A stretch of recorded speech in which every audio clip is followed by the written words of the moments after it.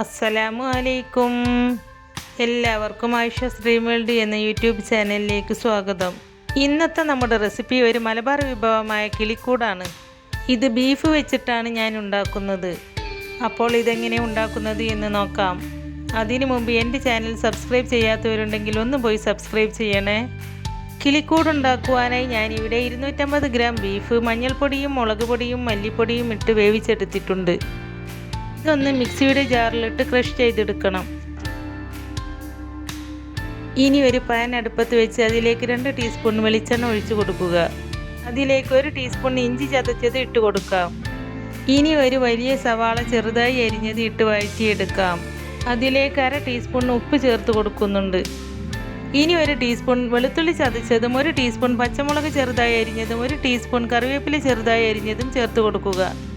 സവാള വഴന്നു വന്നതിന് ശേഷം അതിലേക്ക് 1/2 ടീസ്പൂൺ മഞ്ഞൾപ്പൊടിയും 1/4 ടീസ്പൂൺ മുളക് പൊടിയും 1/2 ടീസ്പൂൺ ബീഫ് മസാല പൊടിയും ചേർത്ത് ഇളക്കിയെടുക്കുക. ഇനി അതിലേക്ക് ക്രഷ് ചെയ്ത് വെച്ച ബീഫ് ചേർത്ത് കൊടുക്കാം. ഇനി 1/2 ടീസ്പൂൺ കുരുമുളക് പൊടിയും കുറച്ച് മല്ലിയിലയും ചേർത്ത് ഇളക്കിയെടുക്കുക. ഇനി 2 ഉരുളൻ കിഴങ്ങ് നന്നായി വേവിച്ച് ഉടച്ചെടുത്തിട്ടുണ്ട്. അതും കൂടി ഇതിലേക്ക് ചേർത്ത് നന്നായി ഇളക്കിയെടുക്കുക.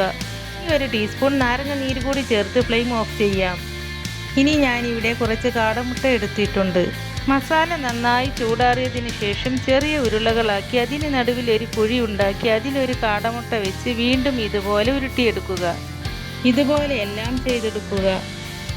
ഞാനിവിടെ 2 കോഴിമുട്ടയും കുറച്ച് സേമിയവും എടുത്തിട്ടുണ്ട്.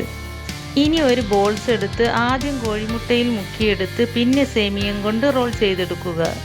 ഇങ്ങനെ എല്ലാം ചെയ്തെടുക്കുക. ഇനി ഒരു പാനിൽ എണ്ണ ഒഴിച്ച് എണ്ണ ചൂടായതിനു ശേഷം മീഡിയം ഫ്ലെയിമിലിട്ട് ഫ്രൈ ചെയ്തെടുക്കുക. കിളിക്കൂട് ഇവിടെ റെഡിയായി വന്നിട്ടുണ്ട്. വീഡിയോ ഇഷ്ടപ്പെട്ടാൽ ലൈക്ക് ചെയ്യാനും ഷെയർ ചെയ്യാനും മറക്കരുതേ. ഇൻഷാ അല്ലാഹ് അടുത്തൊരു റെസിപ്പീസുമായി ഞാൻ വീണ്ടും വരാം. Thank you.